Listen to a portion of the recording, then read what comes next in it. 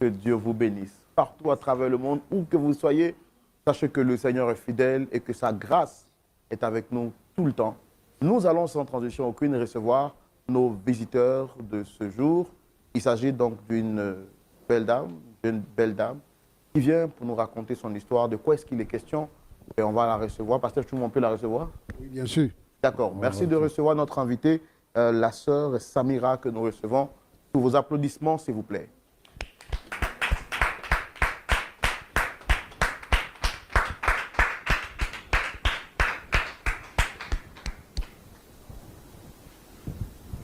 Shalom à vous, comment vous allez? Shalom frère Roland. Ça va bien? Ça va, merci. D'accord, Dieu merci. On est content de vous avoir sur le plateau. Je suis Roland Sombo, présentateur de l'émission. Pasteur Tchoumo est là. Vous l'avez sûrement reconnu parce que vous m'aviez dit que vous suivez souvent l'émission de Point d'accord. Effectivement. Et nous, on voudrait que vous sachiez que vous êtes sur vous à la maison. Alors, sentez-vous à l'aise, soyez relax. Notre objectif, c'est de comprendre ce que vous vivez, savoir comment est-ce qu'on peut vous apporter une solution pour que vous repartiez d'ici avec la joie au cœur et le sourire sur le visage. Déjà, je rappelle que vous êtes dame Samira Kano, c'est ça ou bien Kano? Kano. Samira Kano. Samira Kano. D'accord. Parlez-moi un peu de l'émission Point d'accord. Comment est-ce que vous l'avez rencontrée? Comment est-ce que vous avez découvert l'émission? J'ai entendu parler de l'émission Point d'accord par une amie qui, chez elle, ses parents regardent tout le temps. Donc, je vis une situation difficile actuellement et elle m'a dit, je suis certaine que si tu vas à l'émission Point d'accord, tu pourras trouver une solution. D'accord. Voilà. Alors, quelle est la personne que vous souhaitez rencontrer sur le plateau aujourd'hui? J'aimerais rencontrer mon père. Vous avez des problèmes avec lui? Oui. J'ai de sérieux problèmes avec mon père. Et je voudrais vraiment que vous nous aidiez à trouver une solution. D'accord. Mais est-ce qu'avant de venir ici, vous avez pris soin de trouver d'autres alternatives, d'autres solutions, d'autres voies pour apporter solution à votre problème? Oui, je suis passée chez tous mes oncles et toutes mes tantes, mais n'ont pas eu de solution. D'accord. Donc c'est pourquoi je suis là aujourd'hui. Ok. Nous, on ne va pas faire durer le suspense. On veut comprendre qu'est-ce qu'il y a dans votre... qu'est-ce que vous avez comme problème avec votre père. Et on va le savoir tout de suite dans le grand déballage. Et c'est maintenant. Alors, Samira, vous me dites que vous avez un problème avec votre père qui dure depuis un certain moment. Vous avez tout essayé. Et sous recommandation d'une amie, finalement, vous êtes venu sur ce plateau pour trouver un point d'accord final. De quoi est-ce qu'il est question exactement? Alors, l'histoire a commencé il y a 20 ans, quand mon père a rencontré ma mère. Ils vivaient heureux jusqu'à ce que je vienne au monde. Je suis aînée d'une famille de 5 enfants et papa étant un grand cadre dans une entreprise, tout allait parfaitement bien. C'était l'amour parfait. Nous étions des enfants comblés. Maman, la femme la plus heureuse. Papa rentrait tous les soirs avec des cadeaux, des chocolats, des fleurs. Papa était vraiment disponible pour nous. Il nous aidait à réviser nos leçons. Vraiment, c'était un père sans pareil.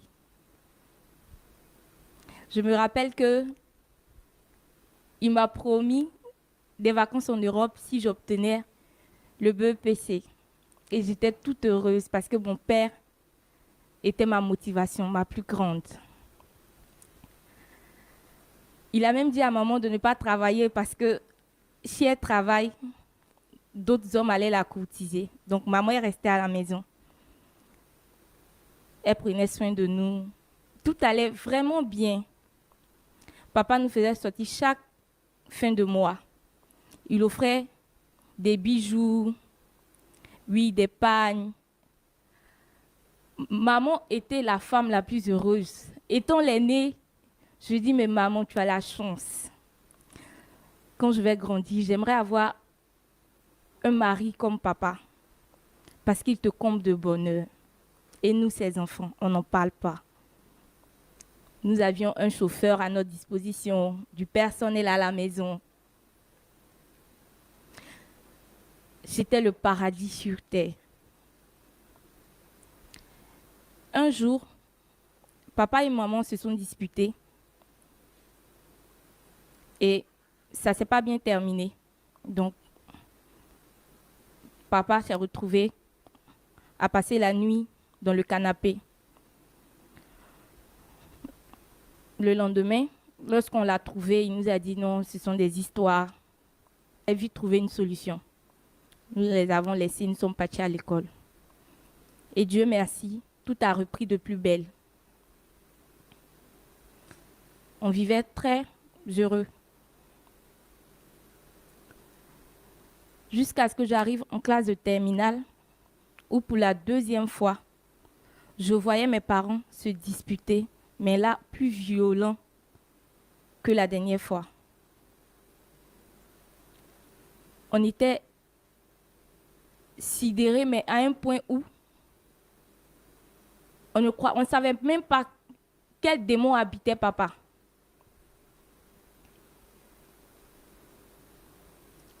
On a même refusé d'aller à l'école parce qu'on n'avait même pas le moral. Nos parents qui nous motivaient autrefois, aujourd'hui, se trouvent dans une situation catastrophique. Et nous nous sommes retrouvés en pleurs, mes frères et moi. Mais étant l'aîné, je devrais les rassurer et dire que des problèmes d'adultes, ça peut arriver. Mais nos parents sont forts et qu'ils trouveront la solution. Mais au fond de moi, je savais qu'il y a quelque chose qui n'allait pas, absolument pas du tout. Le soir est venu, on attendait papa pour le dîner. Papa n'est pas rentré. Maman nous a rassuré que tout allait bien et que papa était un peu pris au boulot, qu'il allait rentrer un peu tard. Donc, on a pris le dîner. Elle nous a aidés à réviser nos leçons. On a prié et nous sommes allés dormir. Le lendemain, papa était rentré tout fatigué. On l'accueillait comme tout le temps, mais là, il nous a refoulés. Il nous a même chassés. Il était violent, papa était nerveux. Il est rentré dans sa chambre. Maman nous a dit, ne vous inquiétez pas, sûrement qu'au boulot, il y a eu un problème, mais ça va aller. Nous sommes restés là. Mais cette fois-ci, nous n'avons pas eu de solution. Pour ne pas dire, ils n'ont pas trouvé de solution à leur problème jusqu'à ce qu'on sache réellement d'où papa tirait son état. Il a rencontré une femme et maman les a surpris. Voulant se justifier, il a dit clairement à maman que le temps qu'il avait décidé de passer avec elle était terminé, que lui part pour se remarier. C'était vraiment difficile. C'est vrai que papa venait à la maison, mais c'était plus c'était sa présence. Sa présence est égale à son absence quand il est là. Il n'avait même plus d'intérêt pour nous. Souvent, il nous disait, je viens pour voir si vous êtes encore en vie. On le voyait souvent, même si c'était plus comme avant, mais on était content de le voir. Papa est resté violent. Quand vous parlez de violent, qu'est-ce qu'il faisait exactement qui vous prouvait qu'il était violent?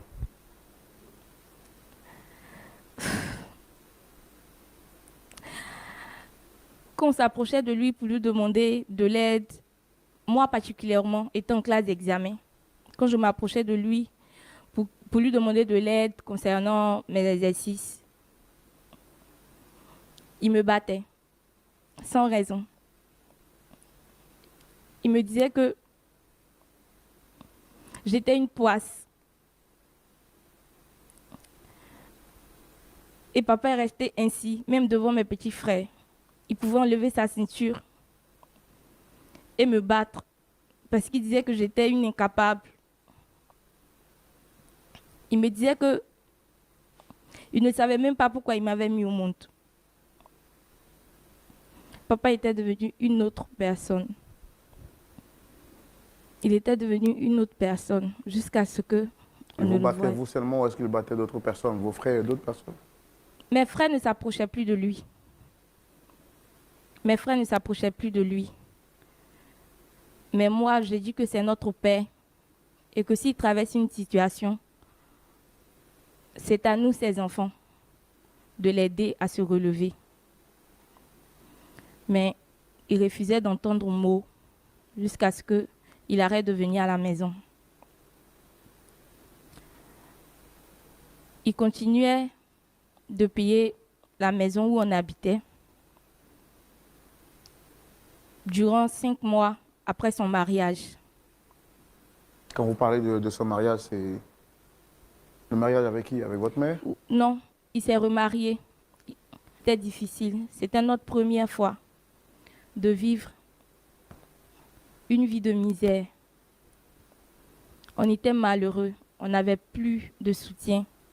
Parce que maman ne travaillant pas, nous n'avions plus de quoi payer le loyer et même de quoi payer même ne serait-ce qu'un pain sucré.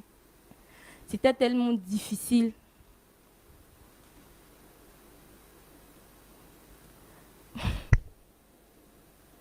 Ah, je comprends que ce ne soit pas facile de ressasser le passé et de parler des moments difficiles que vous avez vécus, mais essayez de faire un effort parce que c'est pour ça qu'on est là, pour vous écouter, comprendre et surtout vous apporter le soutien qu'il faut. Donc c'était tellement difficile pour C'était vous tellement de... difficile. Comme si ça ne suffisait pas. Un matin, on a été chassés de la maison où on habitait. Là, c'était le comble. On a été chassés. Momo ne savait pas où mettre la tête. Elle ne savait même pas comment elle allait faire. Elle ne pouvait pas me regarder droit dans les yeux.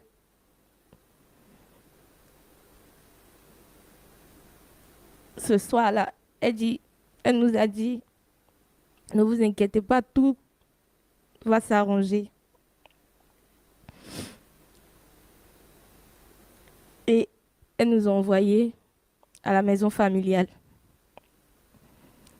Nous sommes allés chez grand-père et grand-mère. Là-bas, nous sommes restés 5 ans. J'étais obligée d'arrêter les études, même pas moi seule, mes frères et moi, parce que ça n'allait plus. Ça n'allait même plus. Je voulais trouver un petit job pour aider maman, mais partout où je passais, les hommes voulaient d'abord coucher avec moi avant de m'embaucher ou avant de me donner même ne serait-ce qu'un travail de servante. J'ai refusé catégoriquement parce que nous n'avons pas eu cette éducation. Une fois, je marchais dans la rue et je rencontre un ami qui me dit « Je ne sais pas pourquoi tu te joues les malheureuses tandis que ton père est bien nanti. » J'ai souri et je lui ai dit « Tu sais de quoi tu parles ?» Non. Si papa était bien nanti, nous n'allons pas quitter la maison. Bon, ils n'allaient même pas nous chasser parce que quitter encore, c'est encore beau. Il dit effectivement, ton père c'est Monsieur Cano. Je dis oui. Il dit mais même la maison où vous habitez, ça lui appartient. Je suis restée. Attendez, ce que vous me dites, c'est quoi? La maison dans laquelle vous étiez, où vous avez été chassé, vous avez dit que vous n'arriviez pas à payer parce qu'il payait la maison pendant 5 mois. Après 5 mois, vous avez été chassé de la maison. Et vous avez appris que la maison appartenait à qui? À votre père? Effectivement, la maison appartenait à papa. Et comment se fait-il que vous avez été chercher de la maison? Il nous a toujours fait croire que c'était une maison en location. Donc, on ne savait même pas pourquoi il venait nous donner de l'argent. Nous, on tenait, remettait ça au propriétaire.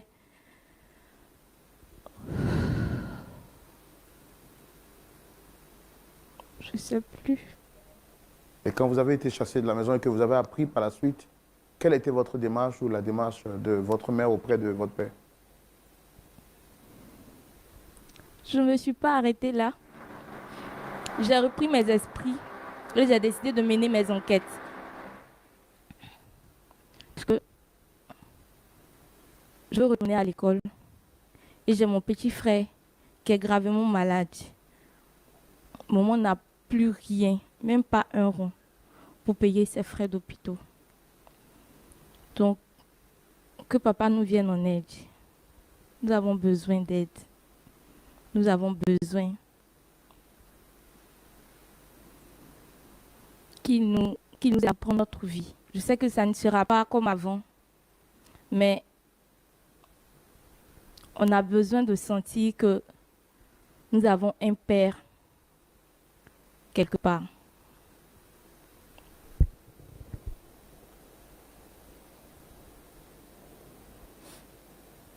Et actuellement, comment est-ce que vous faites pour vivre? Comment est-ce que vous faites pour manger? On est toujours à la maison de grand-père et il nous arrive des moments où même de l'eau, nous ne gagnons pas pour boire. Parce que les parents de ma mère, eux aussi, n'ont vraiment pas les moyens. C'est vraiment difficile. Donc, souvent, on peut avoir une petite pièce d'argent par une amie de maman qui vient nous rendre visite. Souvent aussi rien. Rien du tout. Si je comprends bien, vous avez arrêté l'école en classe de terminale. Oui. Vous avez obtenu le bac? Non. Je ne suis même pas allée jusqu'à la fin. J'ai arrêté d'aller à l'école au À troisième. cause de tout cela que... Oui. D'accord. On va recevoir votre père tout à l'heure. On a tout fait pour entrer en contact avec lui. Pasteur Tchoumo, Roland. voici la situation de la jeune sœur Samira. Elle dit que son père s'est remarié, Oui. abandonné sa mère après 20 ans de vie commune, sans la marier. Elle a des frères, elle a des sœurs, et son père s'est remarié avec une autre femme. Il les a laissés pour compte. La maison dans laquelle ils étaient, qui appartient à son père leur faisait louer la maison, et faisant croire que la maison ne lui appartenait pas. C'est après qu'ils vont découvrir, d'abord sur les réseaux sociaux, que leur père s'est remarié. Ensuite, ils vont découvrir que tout va bien chez leur père, alors qu'eux, ils tirent le diable par la queue. Donc, elle vient sur ce plateau pour supplier son père, lui disant que même si tu n'es plus avec maman, aide-nous parce que nous, on veut reprendre le chemin de l'école. On veut réussir notre vie. C'est ça. Donc, on va le recevoir aussi, quand même pour entendre sa version des faits. D'accord. On peut le recevoir? Bien sûr. Merci de recevoir M. Camo sous vos applaudissements, s'il vous plaît.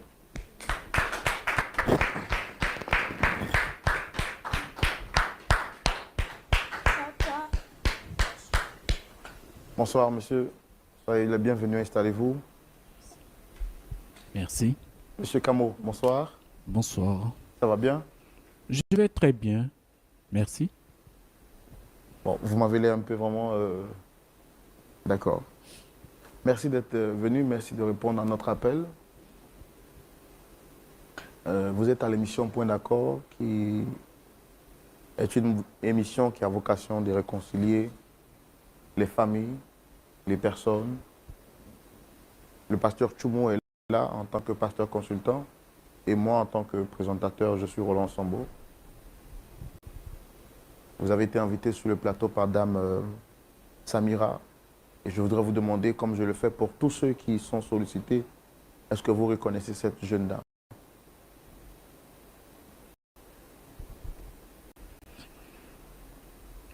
C'est ma fille. C'est ma fille, juste. D'accord. Est-ce que tout va bien entre vous et votre fille? Je dirais que tout ça, ça fait partie de mon passé, hein. Je n'ai plus rien à foutre avec. J'ai pas compris. Tout ça fait partie de mon passé, j'ai plus rien à foutre avec. D'accord. Mais est-ce que ça va bien entre vous et votre fille? Est-ce que je dois comprendre par votre réponse que ça va pas vraiment bien entre vous et votre fille? Je n'ai plus rien à faire avec tout ça, donc que ça aille bien ou pas, ça ne m'intéresse plus. D'accord. C'est quand la dernière fois que vous l'avez vue? Je ne suis pas sûr que ce soit important. J'ai dit tout à l'heure que tout ça fait partie de...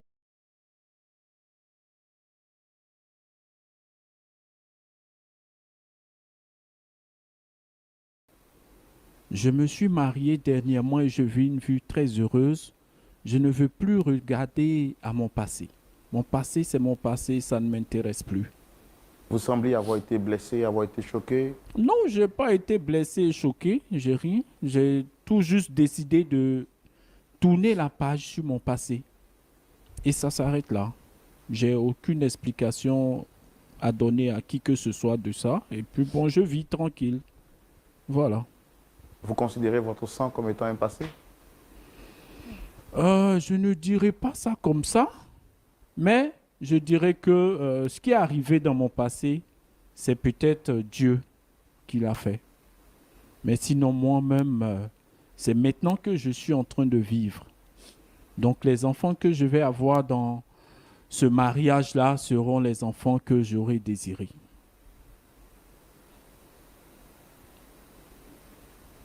Bon. C'est elle qui a demandé à vous voir.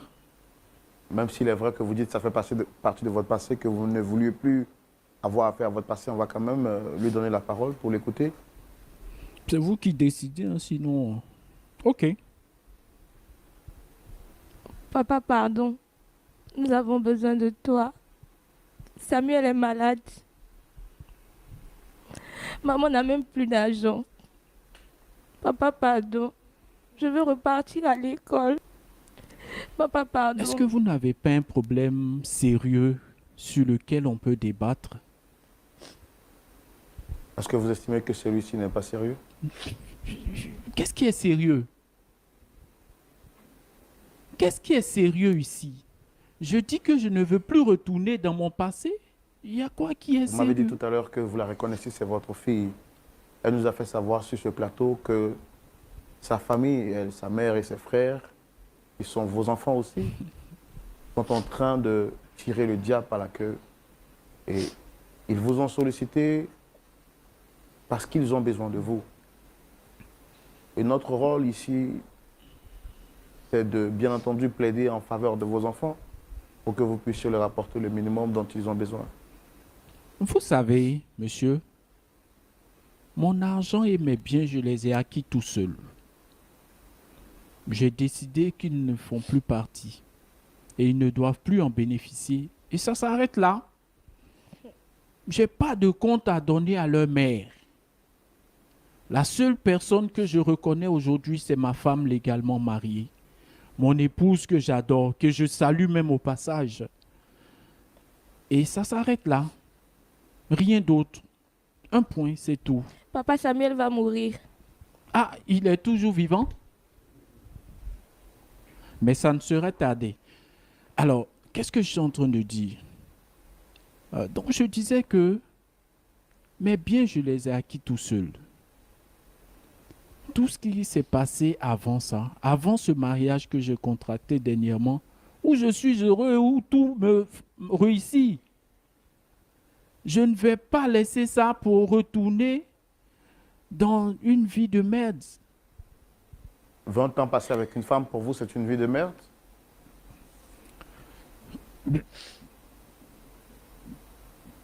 Je ne vois pas ce qui était un succès dedans. Même pas nous, tes enfants. J'ai rien à te répondre. parce que je trouve que tu n'es pas à mon niveau. Alors, votre Donc, fille dit qu'elle veut reprendre le chemin de l'école. Est-ce que même s'il est vrai que vous ne voulez plus avoir affaire à eux, quand même, vous pouvez répondre à ce minimum? Parce qu'à vous voir, un poignet brillant, des lunettes flamboyantes, pied sur pied, vraiment tout va bien chez vous. Est-ce que vous pouvez leur apporter ce minimum-là, s'il vous plaît? Je vais vous répondre. Est-ce que quand on décide de ne plus retourner dans le passé, on y investit encore? J'ai décidé de couper avec mon passé et ça Qu'est-ce qu'ils vous s'arrête ont là. fait? Qu'est-ce que vous leur reprochez? Au moins peut-être à leur mère, mais les enfants sortis de vous. Les enfants sont un don de Dieu et tout le monde peut s'en occuper. Donc, si je ne le fais pas, tout le monde peut faire. Nous tous, on a vécu chez des gens qui se sont occupés de nous, qu'ils fassent autant. Mais nous, on n'a Mais- personne pour s'occuper de nous. Tu me coupes. Papa, je te demande On pardon. ne me coupe pas quand je parle. Papa, s'il te Ça plaît. veut dire quoi? S'il te plaît. Papa, s'il te plaît. Monsieur, pour être sérieux, j'ai décidé de vivre ma nouvelle vie et de faire mes enfants. Donc, je prie Dieu pour que Dieu me donne. Qu'est-ce que vous Les reprochez à ces enfants que vous avez là? Vous me retournez à chaque fois dans le passé. Vous savez que j'ai aucun compte à vous rendre. J'ai rien à vous dire sur ma vie et vous ne savez rien de ma vie. Et je décide de ne pas vous dire davantage. C'est mon passé. Si vous souhaitez, on peut parler de ma nouvelle vie et de ma nouvelle famille. Je suis disposé à le faire. Mais je ne veux pas aller dans mon passé. Et c'est mon opinion. D'accord. Considérez que c'est votre passé Oui. et que c'est votre passé. Est-ce que les larmes de cette jeune fille ne vous touchent pas au cœur? Prenez-la Pardon. peut-être pas comme votre fille, mais comme un personnage lambda dans la rue qui sollicite votre aide. J'ai aucun ressenti vis-à-vis de ces larmes de crocodile là. Papa. Et Papa. sa mère, c'est sa mère qui leur a appris ça. Sa mère est une bonne actrice. Elle peut même jouer dans des pièges chez vous. Donc je vous demande de ne pas regarder ces larmes-là. Je sais de quoi je parle et je ne veux pas en dire Papa, nous davantage. n'avons rien à manger. Papa, s'il te plaît. Vous vivez, je pense, quelque part. Faites la mendicité. Je- Il y a des mosquées plein. Allez devant les mosquées, faites comme les autres. Monsieur, il y a une question sérieuse que vous souhaiterez qu'on en débatte. Est-ce qu'on vous a infligé ce traitement quand vous étiez enfant? Est-ce que vos parents vous ont traité ainsi quand vous étiez enfant? Ça, je peux en parler. Quand j'étais enfant, figurez-vous que j'étais dans un village et l'école était à 12 kilomètres. Et je marchais 12 kilomètres pour partir à l'école et je faisais 12 kilomètres retour, 24 kilomètres dans la journée.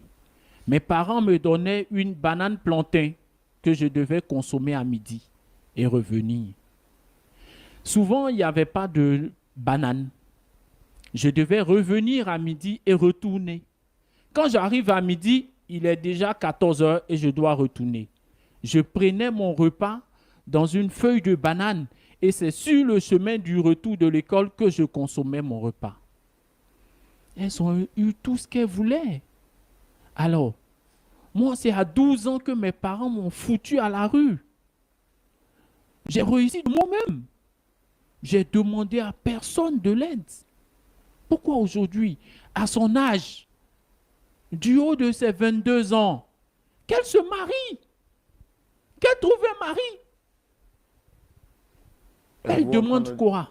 Êtes-vous en train de dire que vous exposez votre fille à la prostitution? Je ne l'expose à rien. Je lui donne des pistes de solutions qu'elle peut exploiter si elle veut. Mais venir mendier auprès de moi pour demander l'aumône, ça, je ne trouve pas ça Vous sain. ne pensez pas que c'est votre droit en tant que père? Personne n'a de droit sur moi. Mon argent, je le donne à qui je veux. Et j'ai décidé de ne pas leur donner. C'est tout. Le jugement que les gens font, c'est le point de vue. Moi, j'ai rien à foutre avec. Ça s'arrête là. Voilà. Pourtant, c'est vous qui leur avez donné le nom de Camo. Est-ce que vous savez bien qu'elle porte votre nom? Ah, ça encore, je suis en train de réfléchir. Peut-être que je vais les déshériter. Ou même, je vais changer de nom, je pense. Le nom de ma femme est plus intéressant que le mien. Si je le prends, ça ne causerait aucun problème. Je suis en train d'y réfléchir, en effet. Donc, qu'elle soit tranquille. Si c'est ce nom-là qui leur fait dire que je suis leur père, moi, je vais changer de nom tranquillement. J'ai les moyens, puis bon. Est-ce que vous croyez en Dieu? Tout le monde croit en Dieu d'une façon ou d'une autre. Donc, si vous me dites c'est le fait d'aller à l'église tous les dimanches qui me fait dire que je crois en Dieu, moi, je ne vais pas à l'église. Mais je crois en Dieu. Et je sais que c'est Dieu qui me bénit. Et qui va continuer de me bénir. Voilà.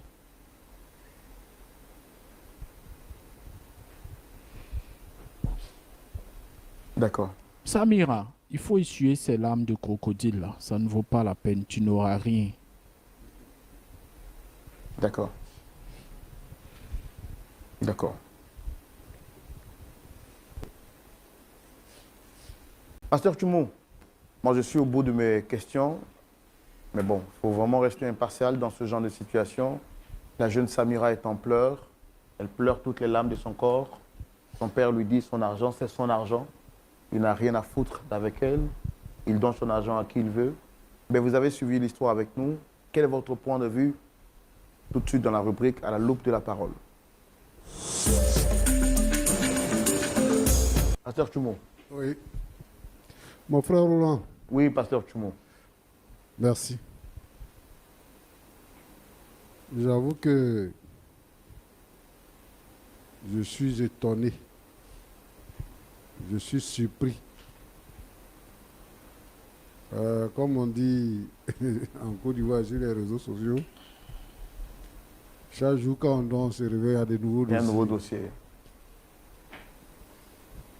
Samira, ma fille, moi je ne voudrais pas que tu pleures. Tu vas à l'église, Oui, pasteur. tu es chrétienne. Oui, pasteur. Tu crois que le Seigneur est capable de tout? Est-ce que tu crois? La Bible dit que ce qui est impossible aux hommes est possible à Dieu. Tout est possible à celui qui croit. Est-ce que tu crois à cette parole-là? La Bible dit, lorsque le malheureux crie, l'Éternel entend et il le sauve de ses frayeurs. Est-ce que tu crois en cela? La Bible dit, fais de l'Éternel tes délices et il te donnera ce que ton cœur désire. Moi, je voudrais que, parce que tu es en Christ, je voudrais que tu fasses confiance au Seigneur. Je te dis ça parce que je crois que c'est vraiment blessant de chercher une solution désespérément qu'on n'obtient pas. Il y a un chant qu'on chante à l'église. Hein. On dit, Jésus est fidèle. Tout le monde peut t'abandonner. Ton père peut t'abandonner. Ta mère peut t'abandonner. Mais le Seigneur, lui, n'abandonne personne. Considère que le Seigneur est ton père. Et que si tu as des sollicitations à faire, tu le dis au Seigneur dans ta prière. Le Seigneur Tout-Puissant. Et il est capable de changer ta condition de vie. C'est pour ça que je te demande de ne pas pleurer. Parce que c'est dû au fait, par rapport à ce que j'ai entendu ce soir, que je te dis ça. Donc je veux que tu puisses garder ton calme devant le Seigneur et espérer en lui. Que Dieu te bénisse abondamment. Amen. Amen. Monsieur Kanou, c'est ça? Monsieur Kanou, tu es fâché contre moi? Non, pas du tout, Quand pasteur. tu as serré ta mine, D'accord, je vais parler avec toi. d'accord, je vous Serre la écoute, mine. pasteur. Voilà. Bon, ici, là, nous, on ne fait pas par là. Nous, on réconcilie les gens. Voilà. Donc, en tant que père, en tant qu'homme, je veux parler à un père et à un homme. Voilà. J'ai entendu ce que tu as dit, hein. Ce que tu as répondu à Roland. Tu aurais aimé que nous ayons une question plus sérieuse que celle-ci. Il faut accepter que nous ne soyons pas à ton niveau. Et que pour nous, cette question-là est sérieuse. Tu sais, vous qui avez l'argent là, il y a des choses que vous ne considérez pas. Que nous qui n'avons pas l'argent, que nous considérons. Donc, je te demande de venir à notre niveau. Parce que on fera tous les efforts possibles, on ne pourra pas arriver à ton niveau. Donc, c'est à toi de venir à notre niveau. Vraiment, ça, je le souhaite. La Bible dit, quand nous sommes en Christ, nous sommes une nouvelle créature. Voici les choses anciennes sont passées et toutes choses sont devenues nouvelles. Quand la Bible parle de ça, la Bible parle du péché que nous commettons. La Bible parle de la malédiction qui nous frappait auparavant. Jésus est mort à la croix et la mort et la résurrection de Jésus a fait de nous des hommes nouveaux. De la position d'esclaves que nous avons été, nous passons à la position de prince. De la mort, nous passons à la vie. Et donc, de ce point de vue-là, je peux comprendre que on dise que ça fait partie de ma vie antérieure. C'est-à-dire que c'est le passé. Ça, c'est dans mon passé. Si j'étais adultère, je ne le suis plus. Si j'étais voleur, je ne le suis plus. Si j'étais braqueur, je ne le suis plus. On peut donc dire que c'est mon ancienne vie. Mais les enfants, je suis content que tu aies dit que les enfants sont un don de Dieu. Donc, ce que Dieu donne est précieux. Dieu n'a jamais donné quelque chose qui ne soit pas précieux. Tout ce que Dieu donne est précieux. Et les enfants que Dieu nous donne, c'est un prêt que Dieu nous fait. Parce que les enfants appartiennent à Dieu et Dieu nous les prête pour que nous en prenions soin. C'est cela, pour que nous en prenions soin. Et puis, arrivé à un certain moment donné, quand les enfants atteignent la maturité, ils ont un travail, ils s'en vont et ils s'occupent d'eux-mêmes. Moi, je suis dans votre cas, mais je suis dans ton cas, pardon. Moi aussi, lorsque j'étais enfant, que j'allais à l'école, je parcourais des kilomètres pour aller à l'école. Quand j'ai commencé l'école, j'étais tout petit comme ça. En ce moment-là, il y avait encore la forêt, il y avait tout ça. Donc, on passait vraiment dans la forêt pour partir à l'école, pour aller là où il y avait l'école. Tellement qu'on souffrait, on nous avait confié à une famille qui n'avait pas pris soin de nous. Donc, on est revenu encore chez les parents pour continuer à faire la même chose. À l'époque, quand tu as échoué à l'entrée en 6e, tes parents ne payent pas de collège pour toi. Parce qu'on dit que tu n'es pas intelligent, donc tu n'es pas allé loin. Même quand tu es au collège, on ne paye pas l'école pour toi. Parce qu'ils n'avaient pas les moyens de le faire. Mais cette époque-là, des années 50 et 60, est une époque qui est révolue maintenant. Aujourd'hui, la vie a changé. Et nous, qui autrefois partions des villages ou des campements pour aller à l'école, nous sommes en ville. Et nos enfants ne sont pas les enfants des paysans. À l'époque, quand tu vas à l'école, tu as 90% des chances d'avoir un boulot. Parce qu'il y avait du travail. Les gens n'étaient pas nombreux, comme on est nombreux aujourd'hui. Il n'y avait même pas d'étrangers dans le pays. Donc, on pouvait avoir du travail. Et quand tu avais le CP, quand tu avais le BPC, tu étais un cadre. Aujourd'hui, c'est différent. Je bénis le Seigneur pour ta vie, qui a permis que tu sois un homme qui est comblé de biens et tout ça. Le Seigneur a voulu que tu sois dans cette position-là. Il y a des gens qui ont ton âge, qui sont allés à l'école avec toi, qui sont retournés au village, qui sont des paysans aujourd'hui. Il y a des gens qui étaient avec toi, qui ne vivent plus aujourd'hui, qui sont morts. Donc si toi tu es vivant, c'est une grâce pour que tu sois utile à ta famille et à ta société. Pour que tu sois utile à ton village et à ta tribu. Pour que tu sois utile à ton pays. Donc, je disais tout à l'heure que je suis étonné de voir un père, d'après ta fille, qui a été vraiment aimant, qui a mis ses enfants dans des conditions meilleures, qui a donné de la motivation aux enfants pour qu'ils atteignent un certain niveau.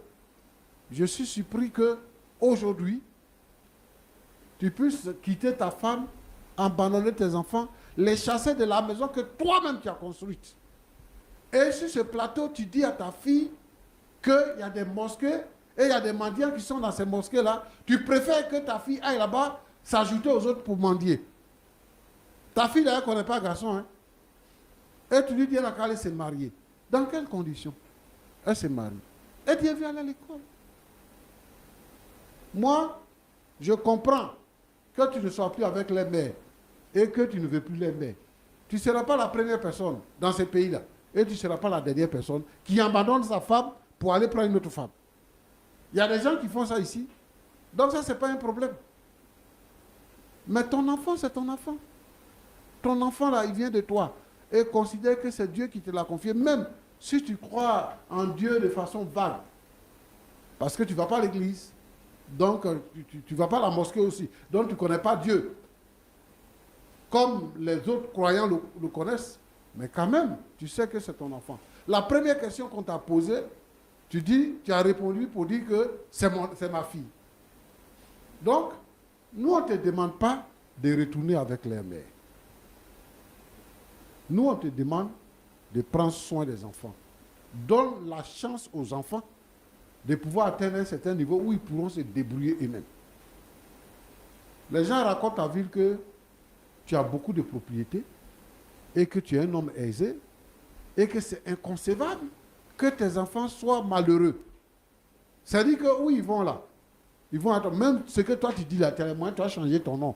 Les gens savent déjà que ce sont tes enfants. Si tu veux changer ton nom, qui va connaître ton nouveau nom? C'est toi qui va connaître ton nouveau nom. Qui va connaître ça? Tout le monde connaît le nom que tu portes là. C'est ça qu'on connaît au village, c'est ça qu'on connaît à l'école, c'est ça qu'on connaît partout. C'est ça qu'on connaît. Donc le fait, ce n'est pas de changer de nom. Maintenant, tu sais, comme tu ne crois pas en Dieu là, c'est ça. Toi, tu penses que vraiment, tu as trouvé le bonheur. Tu penses que vraiment tu as trouvé le bonheur et que ce que tu vis là, c'est le bonheur. Non. Moi, je dis que tu es esclave. Tu as déjà entendu qu'il y a des gens que dans la sorcellerie, on met dans bouteille pour fermer. On met dans cadenas pour fermer. Il y a des gens qu'on prend en pli et qu'on enterre dans Canaries. Ce n'est pas ton physique, hein, mais de façon mystique. Et à partir de là, tu deviens esclave. Moi, je pense que tu es victime de ça. C'est pour ça que tu ne peux même pas reconnaître ton enfant. C'est pour ça que, pour rien comme ça, tu as ça. Vous êtes avec une femme, vous faites des enfants. Et puis, vous allez dehors pour chercher d'autres femmes. Quand tu vas dehors pour chercher d'autres femmes, là, c'est comme ça que tu deviens. Jusqu'à ce que tu puisses te réveiller toi-même pour dire que c'est le nom de ta femme là qui est joli, non, c'est ça que tu vas prendre. Quand tu dis ça là, toi un intellectuel, toi un haut cadre, comment ça sonne dans ta tête? Comment ça sonne dans ta tête? Et tu dis que c'est ma vie passée. Tu vas regretter. Ce que tu es en train de faire là, tu es en train de creuser ta propre tombe. Il faut que je te dise pour que tu comprennes. Tu t'es marié à cette nouvelle femme là, ça fait combien d'années? Réponds-moi. Pasteur, on va dans 6 mois. D'accord. Vous avez combien d'enfants? On n'a pas encore d'enfants. Vous n'aurez pas d'enfants. Si, pasteur. Enfant là, tu ne peux pas faire parce que Dieu t'a déjà donné des enfants, tu ne peux pas prendre soin. Il ne va pas te donner encore. La bouche, comment on dit ça? Le museau du chien qui prend pour manger là. Il va prendre ça toujours pour manger. Il y a 2 choses qui te guettent. La première chose, c'est que tu as été envoûté, que tu es esclave et que tu ne pourras jamais t'en sortir. Ça, c'est la première chose. La deuxième chose, c'est que le démon qui t'habite là va t'amener à chasser cette femme-là encore. Mon frère Roland. Oui, pasteur. Je vais m'adresser ici aux hommes. Les femmes là, ce sont des personnes à part entière, comme les hommes. Et si une femme vient se marier, c'est parce que Dieu l'a voulu qu'elle vienne se marier à un homme. Moi, je ne veux pas que les hommes maltraitent les femmes. Yeah. Tu prends une femme jeune, vous vivez ensemble, elle met tout son espoir sur toi. Toute sa vie est bâtie en toi. Et puis arrivé à un certain moment donné, au moment où elle n'a plus d'endroit où aller, au moment où elle ne sait plus quoi faire, tu la mets dehors. Parce que c'est toi qui as l'argent, parce que c'est toi qui travailles, parce que c'est toi qui es l'homme. Tu la fous dehors. Et en plus, avec les enfants. Quand elle venait, n'est pas venue avec enfants, hein, tu la fous dehors avec les enfants. Et tu penses que tu es misérable. Tu es misérable.